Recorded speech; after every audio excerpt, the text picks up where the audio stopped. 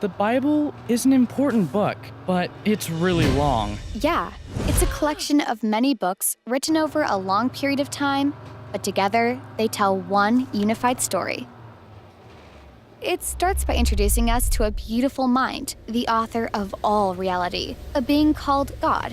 He has the power to take the dark chaos of the uncreated world and bring about order and beauty and a garden full of life. After this amazing accomplishment, God made these creatures called humanity. Or in Hebrew, Adam. And they're made as God's image. Being made as God's image means they're given the responsibility of ruling this beautiful world on God's behalf. Like they're God's helpers. This is a story about humans using the power God's given them to do meaningful, life-giving work. The question is, how? Humanity faces this choice that's represented by a fruit tree. Humans could partner with God and find freedom by trusting his definition of what is good and what is evil. Or they could take hold of power and decide what is good and what is evil on their own. And by the way, God warns them that doing this will kill them. And they hear the voice of this dark and mysterious creature that says, the choice is simple. Take the fruit. It will give you power. So they listen to the dark creature and take this knowledge. Then they become suspicious and focused only on protecting themselves. It messes up their relationships and leads to violence and fighting for power, and eventually a whole civilization, Babylon, that has redefined evil as good.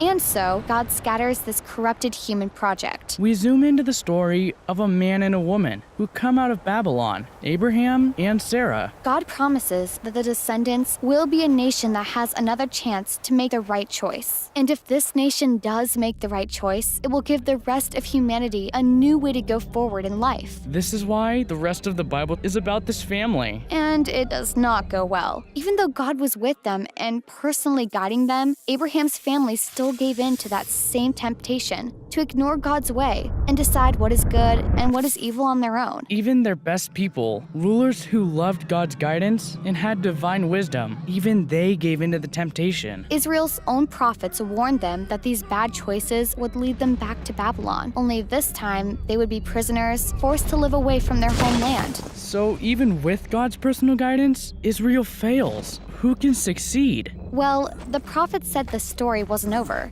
God's going to send a new leader to Israel to cover for their failure and to transform the people's hearts and minds so that they can make the right choice. And so the part of the Bible called the Old Testament ends. And these promises are left hanging, unsettled. Then the biblical story continues into the New Testament. Here we are introduced to a man who comes from the line of Israel's kings, Jesus of Nazareth. And he said that he was completing all of these promises. And that dark, mysterious evil that all humanity has given into, Jesus stood up to it and resisted its power. Then he announced that God had arrived to rule the world through himself. Jesus taught about God's definition of good and evil, and he said that real power is serving others. According to Jesus, it's people who love the poor and even love their enemies. These are the kinds of people who actually rule the world. And that's confusing, but also really beautiful. And so is the next part of the story about Jesus. It says that he is God become human, to be for Israel and for all humanity what we could never be for ourselves.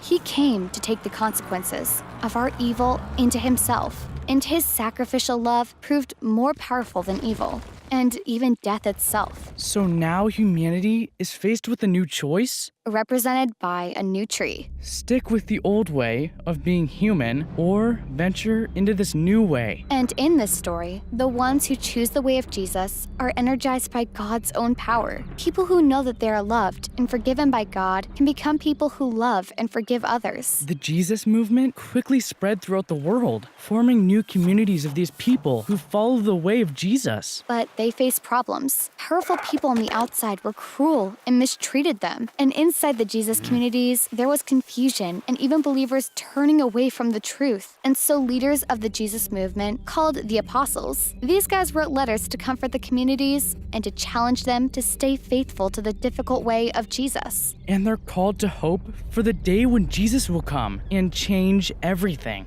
And so the Bible ends by pointing to the future day when all wrongs are made right, when evil is eliminated, heaven and earth are united, and humanity can rule the world together in the love and power of God. Okay, So that's the story of the Bible, and it brings all of these books together.